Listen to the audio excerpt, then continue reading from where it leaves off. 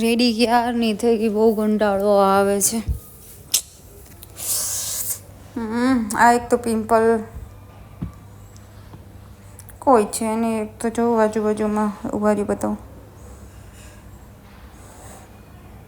ગુમનામ હે કોઈ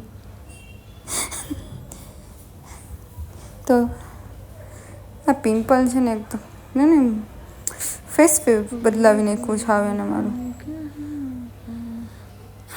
શેઠ સાવળિયા જે ત્યાં જવાનું છે આજે, ત્યાં એન્જોય કરશું હવે.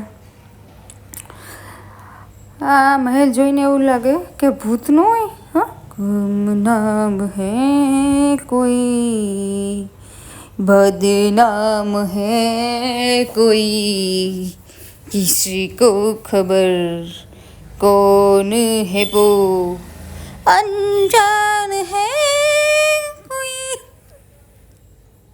પણ બનાવ્યું બહુ મસ્ત છે. બનાવ્યું તો મસ્ત છે.